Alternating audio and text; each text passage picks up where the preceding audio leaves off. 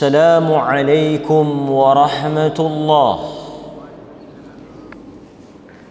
الحمد لله رب العالمين وبه نستعين على أمور الدنيا والدين، والصلاة والسلام على أشرف الأنبياء والمرسلين وعلى آله وصحبه أجمعين.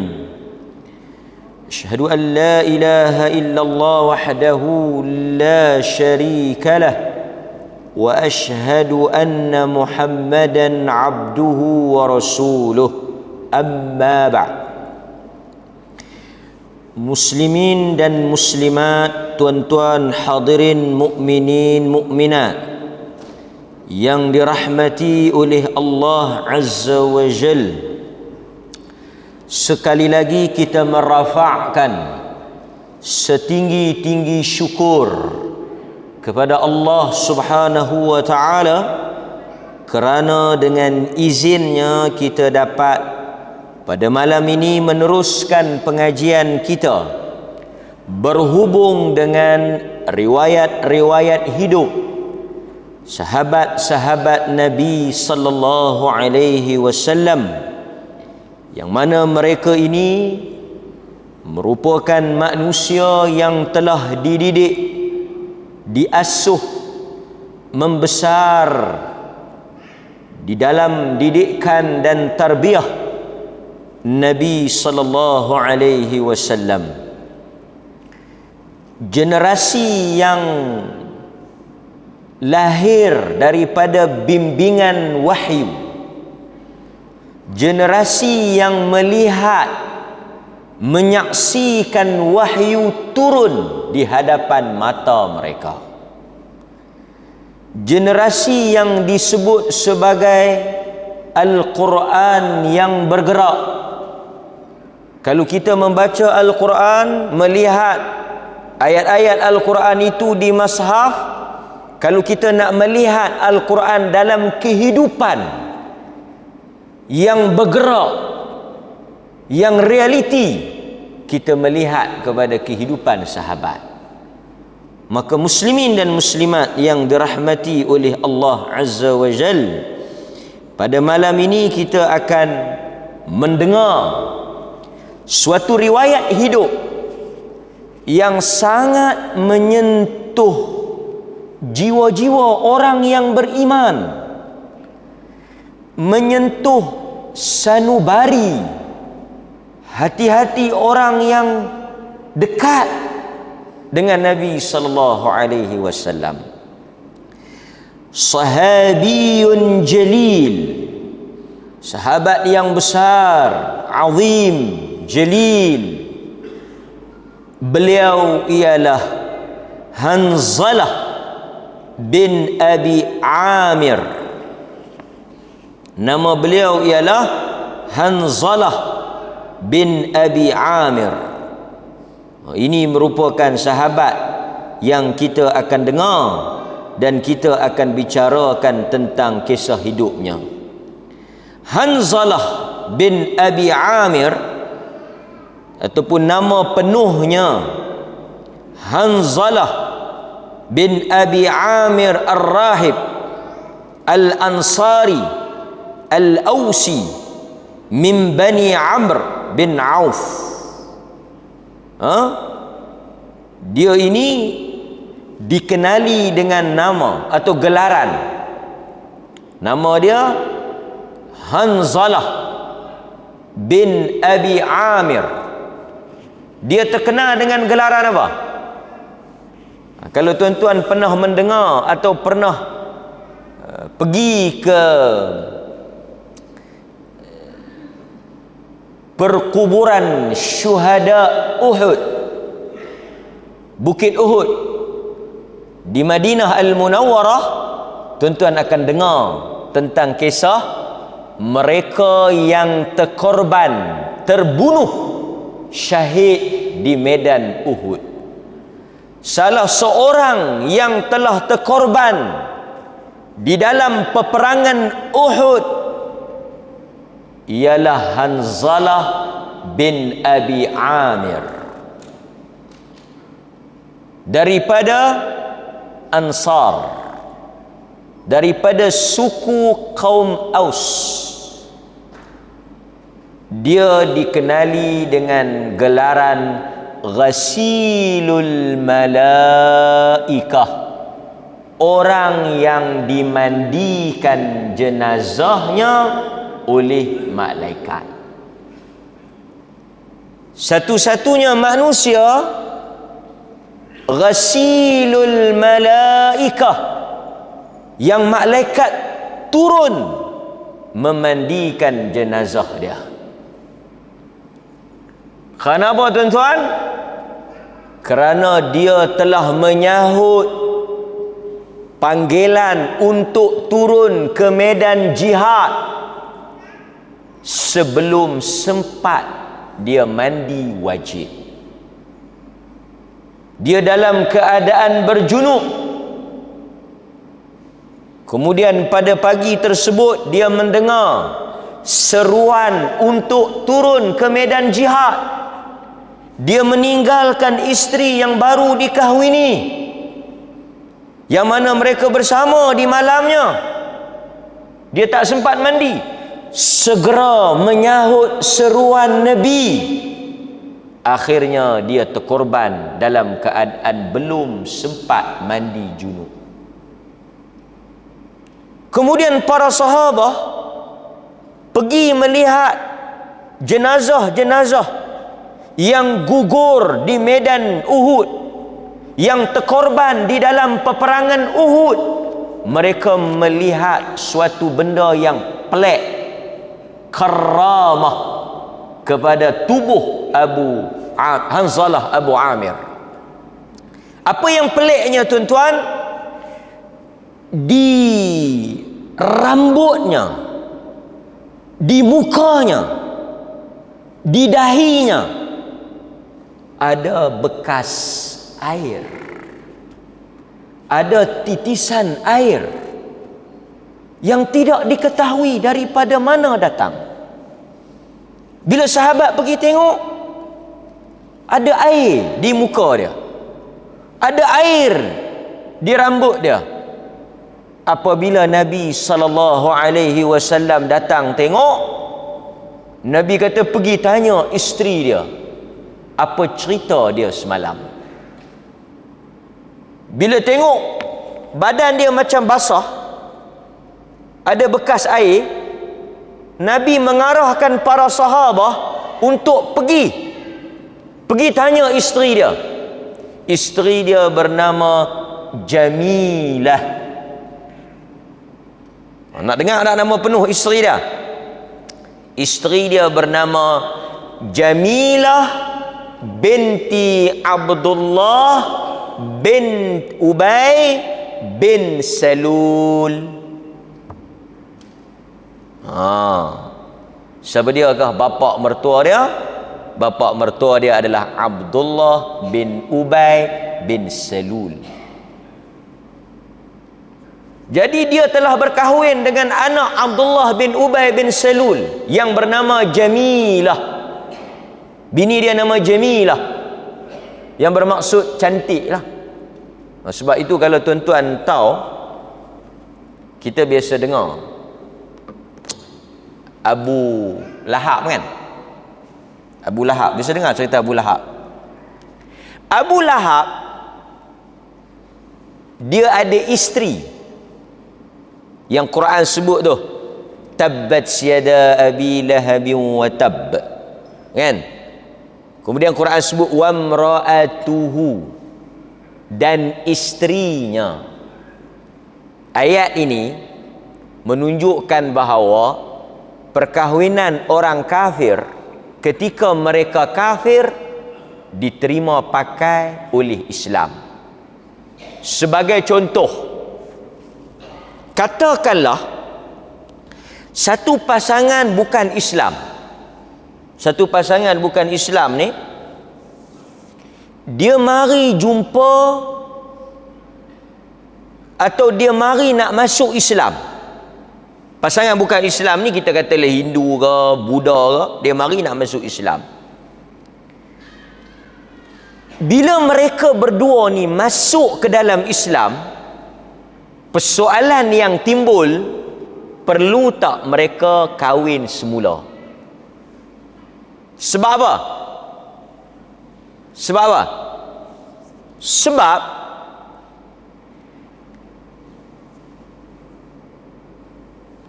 perkahwinan yang mereka buat sebelum mereka Islam ialah dengan cara Hindu lah. Pusing api. Pusing api. Kan? Pusing api. Okey. Kemudian tuan-tuan, lepas mereka masuk Islam, yang masa mereka kahwin pusing api tu, kita kira okey ke atau kita nak kena akad baru? Kita akan suruh dia pergi bersunat, mandi. Yang menikah ni kira macam mana? Tuan-tuan, mana-mana pasangan yang bukan Islam, yang masuk ke dalam Islam, suami dan isteri, kedua-duanya masuk, mereka diiktiraf sebagai pasangan suami isteri. Apa dalil dia?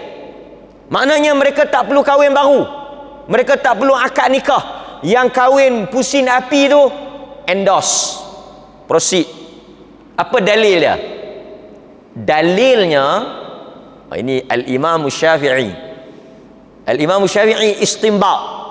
Istinbat atau istinbat, dia keluarkan hukum. Al-Imam Syafi'i rahimahullahu ta'ala, dia kata mana-mana pasangan yang bukan Islam, bila dia masuk Islam, mereka tidak perlu akad yang baru, kerana mereka telah diakui sebagai Muslim. Sebagai apa? Sebagai suami isteri. Dalil dia apa? Dalil yang digunakan oleh Al-Imam Syafi'i. Dalil dia apa? Dalil dia ialah Allah menyebut bini Abu Lahab dengan istilah imra'ah, isteri. Maksudnya apa? Al-Quran mengakui bini dia yang dia kahwin dengan cara jahiliah itu sebagai isteri. Dia ambil hukum daripada situ. Wamra'atuhu, dan isterinya. Jadi bila dia kata isterinya, maksudnya masa you all kahwin cara bukan Islam, kita iktiraf. Jadi kalau mana-mana pasangan yang mari jumpa tuan-tuan, yang dia kata saya ni bukan Muslim, saya dah baru masuk Islam ni, kami punya perkahwinan ni macam mana? Sah. Okey, tak perlu akad baru. Dapat? Dalam macam mana Al-Imam Syafi'i boleh istinbat hukum tadi. Clear? Okey. Baik. Ada satu cerita juga. Apa? Ada satu kes, kalau tak silap saya, tapi cerita ni agak complicated sikit lah, tapi kita boleh ambil pengajaran. Genius Al-Imam Syafi'i ni, dia genius. Ada satu cerita, seingat saya cerita ni Al-Imam Syafi'i rahimahullahu ta'ala, dia berguru dengan Imam Malik. Dia anak murid Imam Malik. Kita cerita bila sikit, dia berguru dengan Imam Malik. Kemudian tuan-tuan, ada satu orang mari tanya Imam Malik satu masalah. Mari tanya Imam Malik ni satu soalan. Soalan dia apa? Dia tanya dekat Imam Malik. Dia kata, aku ada kahwin dengan satu orang perempuan. Kemudian aku kata dekat dia, kalau dia ni cakap banyak, jatuh talak. Kalau dia tak cakap banyak, tak jatuh. Lepas saya kahwin, hari tu dia cakap banyak. Jatuh ke tak? Imam Malik kata kalau macam tu jatuhlah. Pasal dia cakap banyak. Kawan tu pun sedih. Sebab betul lah dia kata kalau dia cakap banyak jatuh. Kalau dia tak cakap tak jatuh. Dia pun tanya Imam Malik, kata jatuh. Dia pun balik. On the way dia nak balik, dia berjumpa dengan Al-Imam Syafi'i. Imam Syafi'i duduk tengok. Al-Imam Syafi'i kata, apa masalah kau? Dia kata, aku dah kahwin satu orang perempuan. Aku buat syarat kalau dia cakap banyak jatuh talak. Kalau dia tak cakap banyak tak jatuh. Tiba-tiba dia cakap banyak jatuh. Imam Malik kata jatuh. Al-Imam Syafi'i kata kebiasaan bini hang ni cakap banyak ke pendiam? Dia kata kebiasaannya dia pendiam. Cuma sekali sekala dia cakap banyak. Hari itu dia pergi cakap banyak. Imam Syafi'i kata tak jatuh. Pasal tak jatuh? Pasal kita akan pakai yang biasa. Yang sekali sekala ni tak pakai. Lepas tu dia ni memang perangai dia pelik sikit lah kot. Yang orang yang tanya ni, dia pergi tanya dekat Imam Malik. Dia kata anak murid hang kata tak jatuh. Macam mana hang kata jatuh? Kan? Panggil Imam Malik. Imam Syafi'i panggil Imam Malik, panggil Imam Syafi'i. Pasal kau kata tak jatuh? Kan dia kata kalau cakap banyak jatuh. Kalau tak cakap tak jatuh. Dia kata dalam hadis Nabi SAW ni, dia kira siapa yang banyak buat pakai yang tu, yang sekali sekala ni tak pakai. Maksudnya kalau tuan-tuan ni pendiam, ada hari tuan-tuan cakap banyak. Kita kata pendiam ke cakap banyak? Pendiam ke cakap banyak? Pendiam. Pasal dia kata kalau kita tengok hadis, satu perempuan mari tanya Nabi. Dia kata Muawiyah masuk meminang aku. Kan? Muawiyah masuk meminang aku. Lepas tu lagi Abu Jaham masuk meminang aku. Nabi sebut perangai yang depa selalu buat, bukan perangai yang depa tak selalu buat. Saya nak ceritanya macam mana Imam Syafi'i dia boleh dalam pemahaman dia mengeluarkan hukum daripada benda yang kita kadang-kadang tak nampak. Complicated sikit lah, tapi menarik. Artinya dia ada hujah. Dia kata kalau perempuan tu perangai dia kebiasaannya macam tu, cuma sekali sekala je jadi macam ni, kita jangan kira yang sekali sekala tu, kita pakai yang biasa dia macam mana. Kan? Itu saya nak sebut tadi ni. Baik. Ummu Jamil, bini kepada Abu Lahab ni, nak ceritanya apa dia? Dia ni segak. Pasal itu dia panggil Ummu Jamil. Abu Jahal ni, Abu Lahab ni, selalu kita akan imagine apa? Tak elok, buruk, hodoh. Sebenarnya Abu Lahab ni segak, handsome. Dia handsome, Abu Lahab ni. Dia kahwin pula dengan Ummu Jamil, segak. Tapi saya nak cerita apa? Handsome dengan segak tak ada nilai di sisi Allah kalau tak beriman. Walaupun Abu Lahab itu segak, handsome, putih, cantik, bini dia pun lawa, dua-dua pasangan ni sejoli, sama padan, tetapi kedua-duanya ahli neraka kerana mereka tidak beriman. Wajah yang cantik, muka yang handsome tidak dinilai di sisi Allah. Tu kan? Nak ceritanya bini Hanzalah tadi nama apa? Jamilah. Maksud dia cantik. Arab ni kalau muka cantik dia bagi nama pun macam tu lah, kan? Maksudnya kalau Jamilah tu memang cantik lah, kan? Okey, baik. Kemudian tuan-tuan, apabila mereka pergi tanya isteri dia Jamilah, Jamilah kata apa? Kharaja wa huwa junubun lamma sami'a al-ha'i'ah. Isteri Hanzalah kata, kharaja, dia telah keluar daripada rumah, wa huwa junubun, dalam keadaan berjunub. Lamma sami'a, apabila dia mendengar al-ha'i'ah. Al-ha'i'ah ni seruan panggil orang pergi perang. Seruan orang panggil pergi perang. Jadi dia dengar tu, kata isteri dia, pagi tu, awal pagi, dia telah keluar dari rumah dalam keadaan belum sempat mandi junub.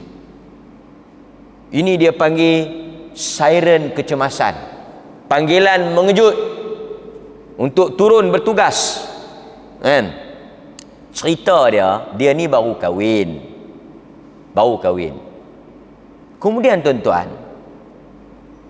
malam nak perang, esok nak perang, malam tu dia telah minta izin kepada Nabi untuk balik ke rumah. Nabi bila dengar dia minta izin, Nabi senyum. Nabi fahamlah, kan? Pasal itu dalam hadis Nabi SAW, dia memahami jiwa manusia. Tuan-tuan biasa dengar ada hadis, sallu kama raaitumuni usalli, semayanglah kamu seperti mana kamu tengok aku salat. Hadis yang diriwayatkan oleh Al-Bukhari. Cerita dia macam mana? Okey, tuan-tuan dengar. Ada beberapa orang pemuda yang depa mai daripada kampung depa mai mengaji dengan Nabi. Tinggal isteri, tinggal keluarga, tinggal anak beranak, mai nak mengaji dengan Nabi sallallahu alaihi wasallam. Duduk berapa hari dengan Nabi, Nabi pun ajak, hampa nak semayang, hampa tengok macam mana aku semayang. Duduk dah lama, Nabi pun tengok, muda-muda lagi. Nabi kata, boleh balik dah kot. Barangkali ada yang rindu pada keluarga, ada yang teringat mak ayah, ada yang mungkin meninggalkan isteri dia. Nabi suruh balik. Sebab Nabi memahami kehendak dan keperluan manusia. Nabi kata, okey cukup, balik pi ajak ahli keluarga apa yang kamu ambil daripada aku. Nampak tuan-tuan? Satu juga pengajaran untuk kita bila kita mulai mengaji, tujuannya untuk kita balik sampaikan kepada ahli keluarga kita. Baik. Jadi dia ni Hanzalah ghasilul malaikah, sahabat besar Nabi sallallahu alaihi wasallam. Apabila dia keluar dalam keadaan berjunub, okey, timbul soalan.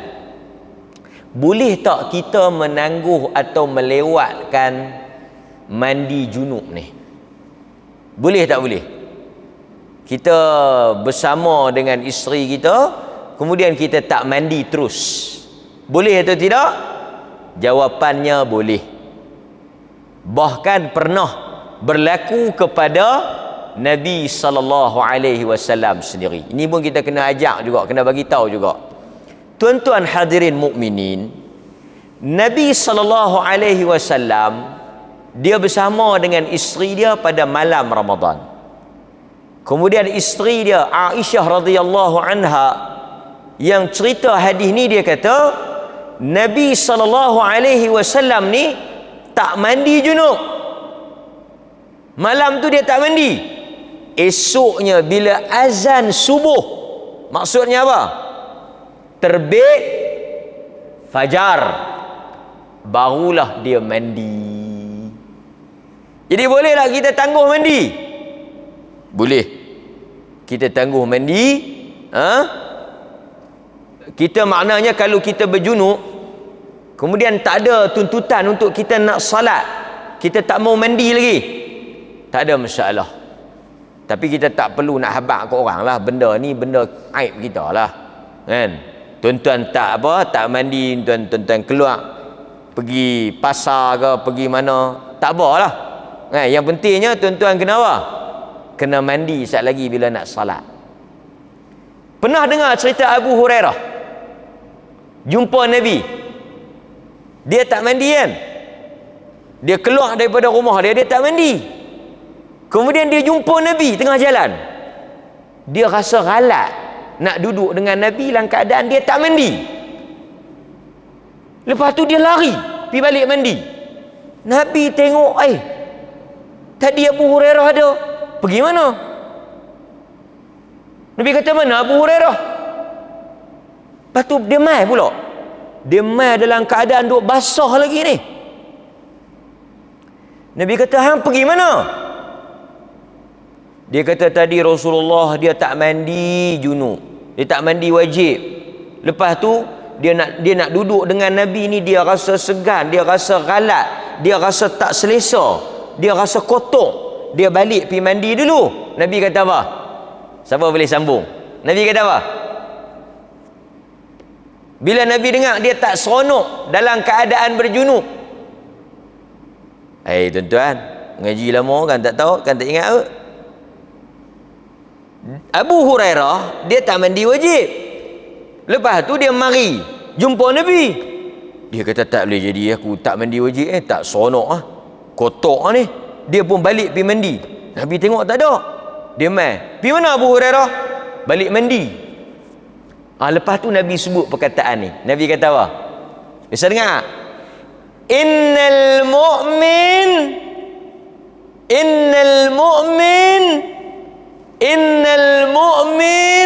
la yanjus. Nabi kata, Abu Hurairah, orang beriman tidak bernajis. Artinya apa? Tak ada masalah. Cuma junub ni, junub pasal apa dia junub? Pasal kita tak boleh salat. Itu saja. Tuan-tuan nak mangkit, nak masak ke, nak buat urusan ke apa ke, tak ada masalah. Ada orang kata kalau kita tak mandi wajib, kita masak, habis makanan kita pun berhadas. Ui, sakan. Kan? Pasal itu orang haid mereka tak bagi masak, mereka suruh duduk jauh. Orang haid ni apa pun tak boleh buat. Dia macam sopok, macam COVID tu, nak kena kuarantin. Pegang makanan tak boleh, masak tak boleh, kan? Tidur sekali tak boleh. Pasal itu bila Aisyah radhiyallahu anha, Nabi minta ni bawa mai serban dia, kain selendang dia. Aisyah kata tak boleh, aku haid. Nabi kata apa? Kan rumah Nabi sebelah tu, dia panggil ni Aisyah, suar mai selendang aku. Aisyah kata tak boleh, saya haid. Nabi kata apa? Nabi kata apa? Tuan-tuan, Nabi kata apa? Nabi kata haid duk di tangan ke? Itu perkataan Nabi. Nabi kata haid duk di tangan ke? Maksudnya apa masalah hang haid nak pegang kain tu dengan tangan? Maksudnya dia tak ada kesan. Sebab itu kalau kita tengok sebahagian orang, saya sebut banyak kali lah, kalau orang haid ni kerat kuku tak boleh, gunting rambut tak boleh. Kalau dia kerat kuku, nanti dia kena mandi wajib kuku tu. Kalau dia gunting rambut, dia kena kutik rambut tu, dia kena mandi wajib sekali dengan rambut tu. Oi, payah orang haid ni. Sedangkan Aisyah kata apa? Aisyah kata apa? Ni untuk orang-orang yang baru kahwin ni, kahwin tengok lampu merah. Aisyah kata apa? Tuan-tuan, dulu pergi kursus kahwin takkan dia tak baca hadis ni. Aisyah kata, aku haid, aku duduk dengan Nabi, Nabi buat semua benda, dengan aku kecuali bersama. Very clear. Nabi bersama, duduk dengan aku, tidur sekali, semua dia buat kecuali bersama. Ini hubungan jima' lah, yang tu dia tak buat. Nak menunjukkan wanita haid tak ada masalah untuk menjalani kehidupan seharian. Bahkan tuan-tuan, di kalangan ulama yang bincang tentang wanita, ni saya bukan sokong, saya bukan kata ni, saya baca cerita aja. Di kalangan ulama tentang isu wanita masuk haid, wanita haid masuk masjid ni, mereka kata larangan wanita haid masuk masjid ni, larangan dia jika wanita itu mencemarkan masjid. Ni saya cerita ni ringkas lah, kalau kita nak bincang panjang lah. Tapi ulama yang kata wanita tak boleh masuk masjid kalau haid jika dia mengotorkan masjid, mencemarkan masjid. Kalau dia tak mengotor atau mencemarkan masjid, dia boleh masuk. Sebab larangan itu, ilah dia adalah mencemarkan masjid. Saya nak baca ni supaya tuan-tuan nampak pekah tu luas. Okey, tuan-tuan bisa dengar ada cerita Aisyah haid masa buat haji kan? Bisa dengar? Dia mari dekat Nabi, dia kata, "Ya Rasulullah, aku haid." Rasulullah kata apa dekat dia? Rasulullah kata apa dekat Aisyah? "If'ali ma fa'ala al-hajj." Aisyah, kau buatlah apa yang dilakukan oleh orang haji buat. Salah satu amalan yang orang haji buat apa dia? Masuk ke dalam masjid. Nabi kata, apa yang orang haji buat kau boleh buat kecuali tawaf. Jadi saya nak bagi taunya, pandangan yang mengatakan wanita haid boleh masuk masjid ni bukan pandangan yang tak ada hujah. Saya tak kata saya setuju, saya tak kata pandangan tu kuat, saya tak kata saya sokong, tapi kaul, pendapat yang kata wanita haid boleh masuk masjid dengan syarat dia tak mencemarkan masjid, itu ada hujah mereka. Jadi kita hormatlah pandangan tu, kan? Wallahu taala a'lam. Baik. Jadi nak ceritanya dia tak mandi wajib. Dia tak mandi wajib. Bila dia tak mandi wajib, dia pergi. Dia terkorban. Dia dibunuh oleh siapa? Kalau kita tengok dalam riwayat kisah ni, cerita macam mana dia terbunuh tu, tuan-tuan nak tahu tak? Dia telah hampir membunuh Abu Sufyan. Oh, bukan lekeh. Masa perang Uhud, Abu Sufyan kepala belah orang musyrikin Mekah. Abu Sufyan. Jadi bila Abu Sufyan dia telah tebah kaki kuda Abu Sufyan. Menyebabkan apa? Menyebabkan kaki kuda tu putus, kuda tu rebah. Abu Sufyan telah jatuh. Dia nak sembelih Abu Sufyan. Tidak tuan-tuan, cuba bayangkan, dia berjaya membunuh panglima, jeneral. Bukan bunuh prebek ni, panglima. Apabila mati panglima, siapa yang biasa ikut perang, cerita perang, kalau mati panglima, habis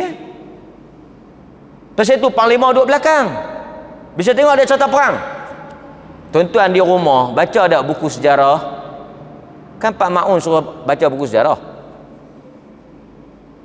Pak Ma'un suruh baca buku sejarah, baca dah. Panglima perang dia duduk belakang. Dia bagi arahan. Panglima perang musyrikin Mekah, Abu Sufyan. Kira Hanzalah ni punya hebat, dia nak bunuh dah. Elok-elok dia angkat pedang, dia nak tebah kepala Abu Sufyan ni. Datang satu orang nama Syaddan bin Aswad. Syaddan bin Aswad mari, telah angkat tombak dia, tikam tengah dada Hanzalah bin Abu Amir, gugur terkorban di dalam medan jihad Uhud. Tu yang kata Hanzalah, tak dan mandi menyahut seruan dan panggilan. Betapa sahabat mencintai mati syahid tu. Kena tombak tu betul-betul tang dada, mati dia. Dan antara orang yang bila kita pergi ke Madinah, kita pergi ke makam syuhada Uhud, kita akan dengar nama Hanzalah. Siapa dia yang selalu tuan-tuan duk dengar cerita yang mati di medan Uhud? Saya sebut sikit lah.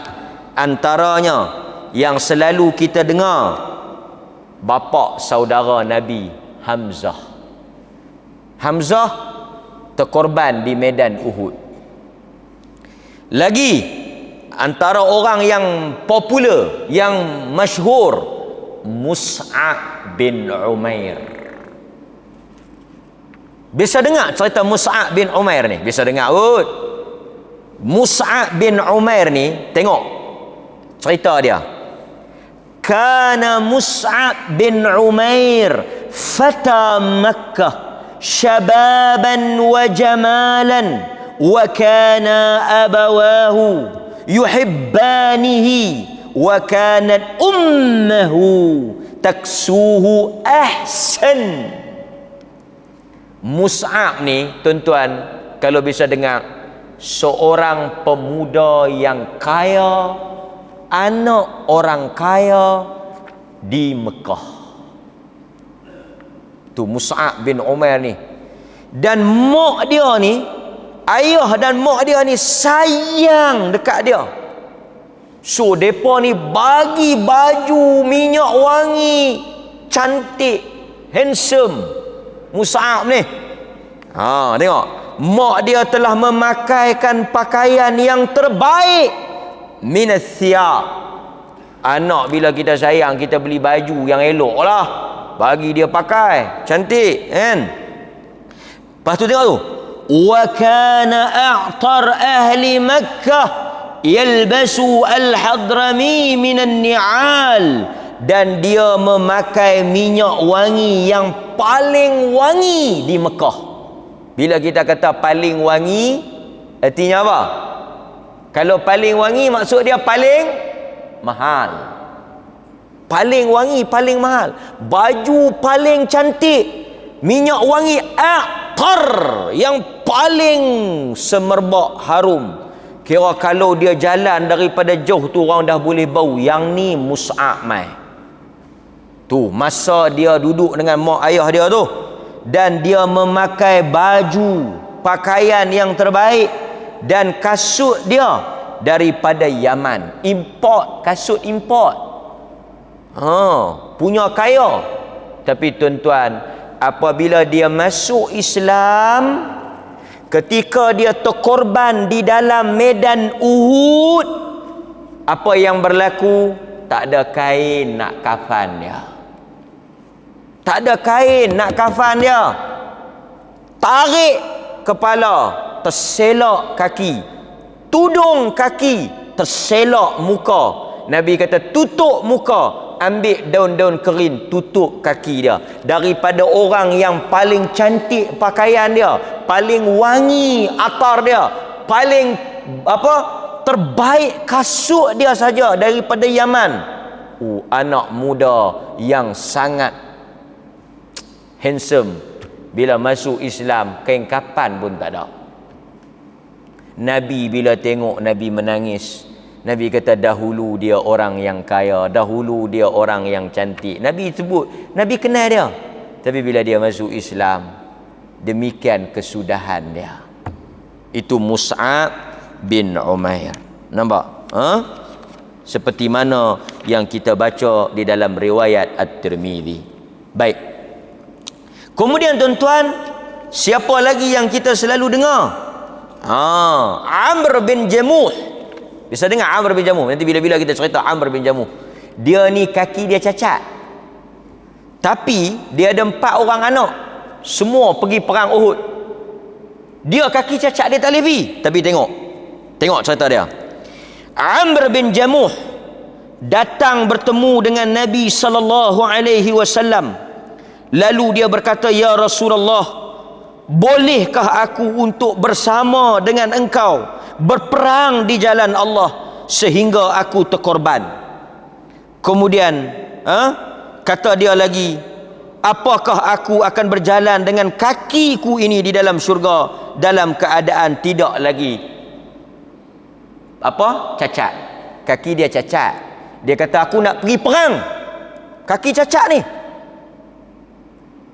Kita tuan-tuan bukan kata cacat kan, terpeleot sikit dia, minta maaf lah tu imam, gotong royong masjid hari Ahad ni saya tak boleh ikut serta lah, kaki saya terpeleot.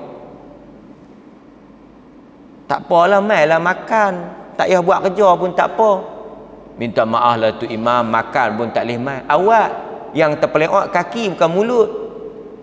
Bini ajak pi aman tengok Mekah Matu, tak terpeleot pula orang nak pergi tengok Mekah Matu. Bukan ajak pergi perang, ajak main gotong royong pun tak main, balok sembang nak pergi perang kan. Ajak mari buat sukarelawan, kerja kebajikan sikit pun cari alasan sana, cari alasan sini. Belum, tak ada siapa lagi main gotong royong mati tuan-tuan. Abang pergi, dia mati di mana? Di masjid. Buat apa? Pergi gotong royong, kena pisau tang dada, mati syahid. Tak ada lagi. Pi balik sengkok kenyang banyak kan. Baik, kemudian tuan-tuan apa dia kata? Dia kata, kalau aku masuk syurga kaki aku cacat tak lagi? Tu soalan dia tu. Kalau aku masuk syurga kaki aku cacat tak lagi? Lalu Nabi SAW sebut, kalau kau masuk syurga kau tidak akan berjalan dengan kaki yang cacat ini. Nabi bagi jaminan kaki kau tak akan cacat. Dia dengar macam tu tuan-tuan. Dia turun dalam medan Uhud dan apa? Dan dia terkorban. Bila Nabi lalu tepi jenazah dia, Amr bin Jamuh, ingat nama ni, Amr bin Jamuh. Nabi lalu tepi jasad dia, Nabi kata apa? Nabi kata, Nabi sebut, "Anzuru ilaika tamshi birijlika." Aku melihat engkau berjalan di dalam syurga dengan kaki yang sempurna. Nabi lalu tepi jasad Amr bin Jamuh yang kaki dia cacat tu, yang dia tanya Nabi tu. Nabi kata, aku melihat kaki engkau berjalan di dalam syurga dalam keadaan tidak cacat. Dia dapat apa yang dia nak. Tu yang kata janji Tuhan. Nampak hadirin mukminin. Demikian juga dengan sahabat yang kita bincangkan pada malam ini, iaitu Hanzalah, yang Nabi SAW sebut tentang dia. Nabi kata apa? Nabi kata dia orang yang dimandikan oleh malaikat. Kalau tuan-tuan tengok perkataan yang digunakan oleh Nabi SAW, Nabi kata inna sahibakum. Ni Nabi sebut ni. Lepas depa tanya dekat isteri dia, apa cerita Hanzalah? Isteri dia kata dia keluar dalam keadaan berjunub dan dia tak sempat nak mandi wajib. Lepas depa bagi tahu dekat Nabi, Nabi kata inna sahibakum Hanzalah taghsilahu malaikah. Sesungguhnya sahabat kamu Hanzalah telah dimandikan oleh malaikat.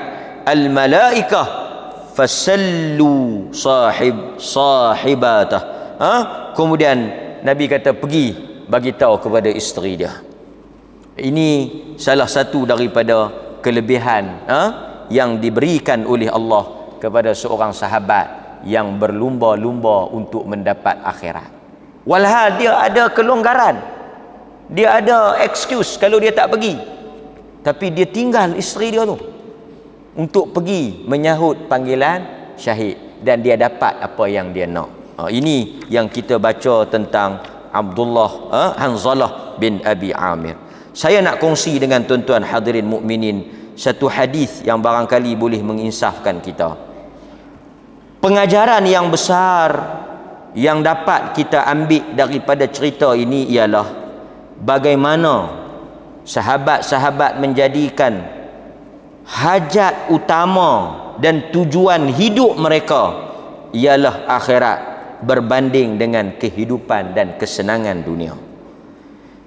Tuan-tuan, dia memilih akhirat daripada dunia.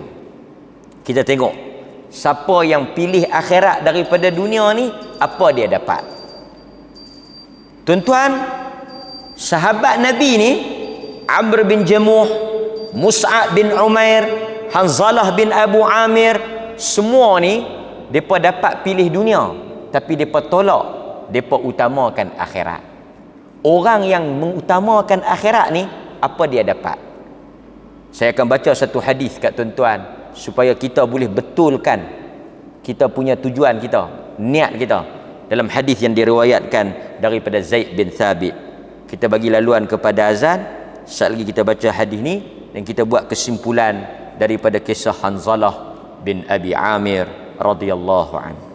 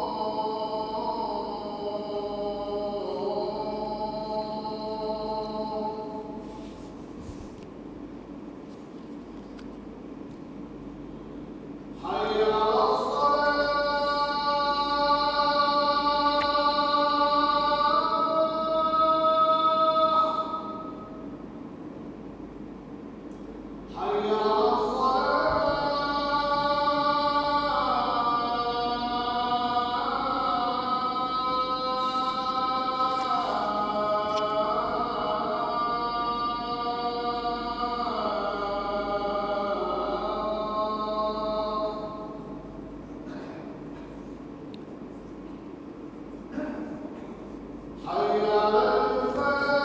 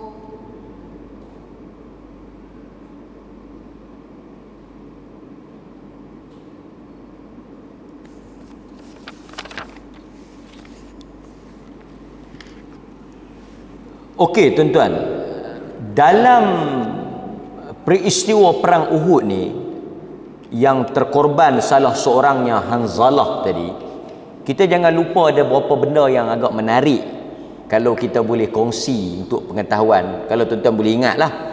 Pertama, keseluruhan yang terkorban di dalam peperangan Uhud ialah 70 orang sahabat. Kira ramai ya, 70 orang terkorban, syahid. Kedua, ada riwayat yang menyebut bahawa mereka ini oleh kerana terlalu ramai dikebumikan di dalam satu liang secara beramai-ramai. Jadi sebab itu para ulama menyatakan bahawa diharuskan untuk kita mengebumikan dalam satu liang beberapa jenazah berkongsi liang yang sama kerana keperluan. Umpamanya kalaulah kata banjir ke, tsunami ke, kan, mati puluhan ribu, kita nak korek satu-satu susah, kita buat lubang besar, kita tanam 4-5 orang sekali. Boleh jika ada keperluan. Seperti mana di dalam riwayat Bukhari yang mana Nabi SAW sebut daripada Jabir bin Abdullah, Nabi mengumpulkan 2 orang daripada korban yang meninggal di dalam peperangan Uhud di dalam satu kain kafan. Lalu Nabi memasukkan kedua-duanya di dalam satu liang. Didahulukan orang yang banyak menghafal Al-Quran. Jadi orang yang hafal Quran ni, dia jadi VIP, tanam dia dulu, lepas tu masuk orang lain dalam liang yang sama. Kemudian daripada Hisham bin Amir Al-Ansari, dia kata ketika peperangan Uhud, sahabat ditimpa dengan banyak luka, lalu mereka mengadu kepada Nabi tentang luka-luka mereka. Mereka mengadu, mereka cedera teruk apa semua. Kemudian mereka tanya, macam mana kita nak buat dengan orang yang gugur syahid ni? Lalu Nabi kata, galilah, luaskan liang tersebut, kemudian kuburkanlah. Nabi sebut kuburkanlah dalam satu kubur 2 atau 3 orang, tanam sekali, boleh. Kan? Dan tuan-tuan jangan lupa, berlaku peristiwa yang pelik apabila dikorek. Pertama ada peristiwa banjir, bila keluar mari jenazah-jenazah syuhada Uhud ni. Sebelum yang sekarang ni, makam yang syuhada yang sekarang ni yang baru, yang dikumpulkan. Dulu dia sebelum banjir tu dia terkeluar, tu dia kumpul, dia tanam balik. Jasad mereka seperti hari pertama dikebumikan, masih berdarah. Masih berdarah. Itu yang disebut oleh anak kepada Abdullah bin Haram, iaitu Jabir. Jabir kata, bapa aku bila dia korek balik, luka dia macam hari pertama kami tanam. Masa korek balik tu tahu bila? 6 bulan selepas tu. Jabir kata 6 bulan selepas itu, bila kami korek, darah masih duk merah lagi. Elok jasad, tak rosak. Itu kelebihan orang yang mati syahid. Kan? Okey. Dan ada riwayat yang kata ada pihak nak bawa apa dia ni, syuhada Uhud ni balik tanam di Baqi'. Kan? Nak bawa balik tanam di perkuburan Baqi'. Nak pindah tanam di sana. Datang utusan daripada Nabi, wakil Nabi kata apa? Fanada munadi. Telah datang utusan Nabi SAW, dan dia kata, Nabi sebut an ruddu al-qatla ila masari'ihim, bawa balik dan tanam di tempat mereka terkorban. Sebahagian ulama kata pasal apa Nabi tak bagi pindahkan jenazah, kerana itu melambatkan pengurusan jenazah. Jadi mati di Uhud, tanam di situ, tak payah bawa balik di Baqi', melambatkan pengurusan jenazah.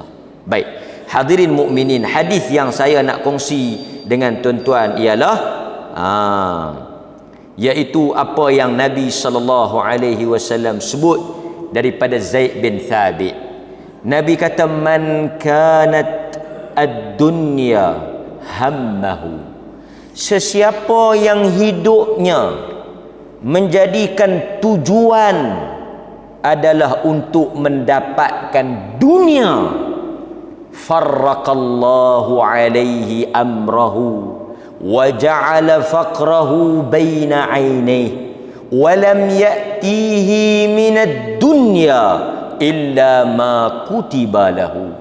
Sesiapa yang hidupnya hanya bertujuan untuk mendapatkan dunia semata-mata, Allah Ta'ala akan memisahkan urusannya, mencerai-beraikan urusan dunia dia. Allah Ta'ala akan menjadikan kemiskinan baina ainih, di antara dua mata dia. Orang yang pulun tamak mengejar habuan dunia, dia tidak akan pernah puas. Di antara dua mata dia senantiasa merasa tak cukup.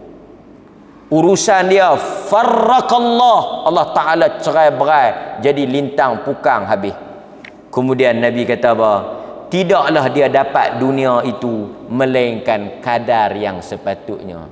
Maksudnya dia pulun macam mana pun, dunia yang dia harapkan illa ma kutibalah, taklah teramana sangat pun. Kemudian Nabi kata, wa man kanatil akhirat niyyatahu, tetapi siapa yang hidup akhirat yang menjadi tujuan dan juga matlamat dia, jama'allahu amrah, Allah Ta'ala akan menghimpun dan menguruskan urusan dia, kehidupan dia jadi sempurna. Wa ja'ala ghinahu fi qalbih, dan Allah akan menjadikan di mata dia kekayaan, hati dia rasa puas dan cukup. Dan yang lebih penting, wa atathu dunya wa hiya raghimah, dunia akan mai kat dia dalam keadaan hina. Siapa yang ambil akhirat, dunia akan mai. Siapa yang ambil dunia, Nabi kata, akhirat tak mai, dunia pun tak tahu mana. Tuan-tuan boleh faham tak?